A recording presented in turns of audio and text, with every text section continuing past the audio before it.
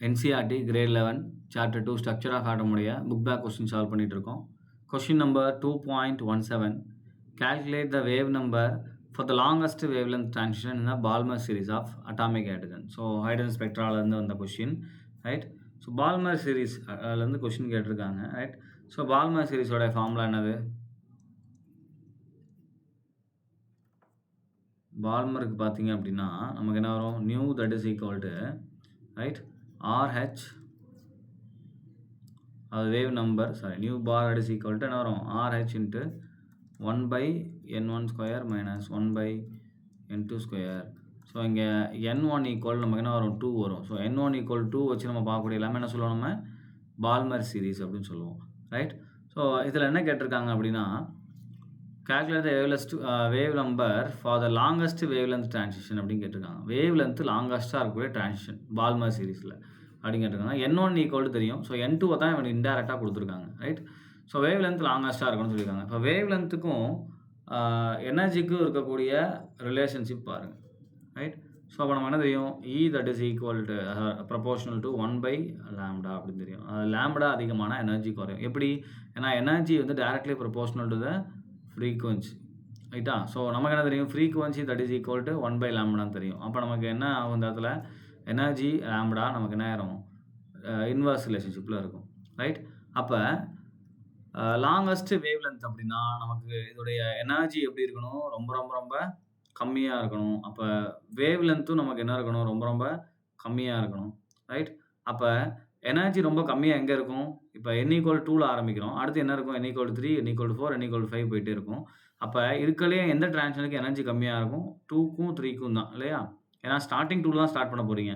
இல்லை நீங்கள் 2க்கும் 4க்கும் ஸ்டார்ட் பண்ணிங்கன்னா நேரம் 2 3 தாண்டி 4 போகும், ஆட்டோமேட்டிக்காக எனர்ஜி அதிகமாக தான் இருக்கும், ரைட். ஏன்னா இங்கே ஸ்டார்டிங் பாயிண்ட் ஃபிக்ஸ்டு, என்னது n1 ஈக்குவல் டு 2 அப்படின்றது fixed.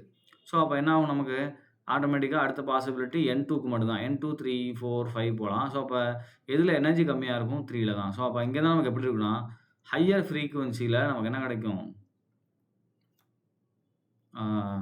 Wave length, sorry higher ஃப்ரீக்குவன்சியில் நமக்கு என்ன கிடைக்கும், வேவ்ஸ் கிடைக்கும், எனர்ஜி கம்மியாக இருக்கிறதுனால, ரைட்டாக எனர்ஜி கேப்பு. ஸோ அதே மாதிரி ஃப்ரீக்குவன்சி நமக்கு இங்கே அதிகமாகும்.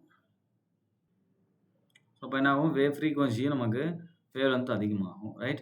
ஏன்னா இங்கே நமக்கு என்ன டேர்மில் இருக்குது பாருங்கள். இப்போ நீங்கள் கேட்கலாம், சப்போஸ் நமக்கு லாங்கஸ்ட் வேவ் லென்த்து கொடுத்துருக்காங்க அப்படின்னா என்ன பண்ணணும், லாங்கஸ்ட் வேவ் லென்த்னா எனர்ஜி டிஃப்ரென்ஸ் நமக்கு கம்மியாக வரணும். அதனால தான் என்ன பண்ணுறோம், அடுத்தடுத்த லெவல் எடுத்துக்கிறோம், சரியா. ஸோ அப்போ இது ஆக்சுவலாக என்னது, n=3 போட்டு நீங்கள் ஒர்க் அவுட் பண்ணிக்க போகிறீங்க, அவ்வளோதான். ஸோ இந்த n=3 அப்படின்றத என்ன பண்ணியிருக்கான், இந்த லாங்கஸ்ட் வேவ் லென்த் டிரான்சிஷன் அப்படின்னு கொடுத்துட்டாங்க, ரைட். ஸோ அப்போ என்ன வரும், wave number that is equal to Rydberg constant value என்னது 1.097 into 10⁻7 மீட்டர், ரைட். இன்ட்டு என்ன வரும் நமக்கு 1/2 ஸ்கொயர் மைனஸ் 1/3 ஸ்கொயர். ஸோ அப்போ என்ன வரும் நமக்கு answer 1.097 into 10⁻7. So 3 9 - 4 5 divided by 36 இல்லையா. ஸோ 36 வரும். ஸோ இதை நீங்கள் மேத்தமேட்டிக்கலாக ஒர்க் அவுட் பண்ணிங்கன்னா 1.5236 into 10⁻6 மீட்டர் இன்வர்ஸ் வரும். ஸோ இது என்னது, இது வேவ் நம்பரில் வந்திருக்கு. ஸோ அதை வேவ் லென்த்தாக கன்வெர்ட் பண்ணிங்கன்னா என்ன வரும், so wave number that is equal 1/λ. So அந்த 1/λ போட்டிங்கன்னா உங்களுக்கு தெரிஞ்சும் லாங்கஸ்ட் வேவ் லென்த் நமக்கு கிடைக்கும், ரைட். பட் அவங்க லாங்கஸ்ட் வேவ் லென்த்லாம் கேட்கல, லாங்கஸ்ட் வேவ் லென்த் டிரான்சிஷனுக்குரிய வேவ் நம்பர் தான் கேட்டிருக்காங்க. ஸோ கால்குலேட் வேவ் நம்பர் தான். ஸோ வேவ் நம்பர் கண்டுபிடிச்சிட்டோம். அப்போ ஃபார்முலாவில் n1 இருக்குது, பால்மர் சீரிஸ்னு கொடுத்துட்டாங்க, n1 n2க்கு பதிலாக என்ன பண்ணியிருக்காங்க, அந்த லாங்கஸ்ட் வேவ் லென்த் டிரான்சிஷன்ற வேர்டை யூஸ் பண்ணியிருக்காங்க. ஞாபகம் வச்சுக்கோங்க, வேவ் லென்த் லாங்கஸ்ட்டாக இருக்கணும்னா எனர்ஜி கேப் எப்படி இருக்கணும், ரொம்ப கம்மியாக இருந்தால் வேவ் லென்த் நமக்கு எப்படி இருக்கும், லாங்கஸ்ட்டாக இருக்கும், ரைட். ஸோ எனர்ஜி கேப் கம்மினா 2லேருந்து 3க்கு தான் எனர்ஜி கேப் நமக்கு கம்மியாக இருக்கும். அப்போ n2 = 3 அப்படின்னு நம்ம எடுத்துக்கணும், ரைட். எடுத்திங்கன்னா உங்களுக்கு ஆன்சர் கிடச்சிரும். தேங்க்யூ.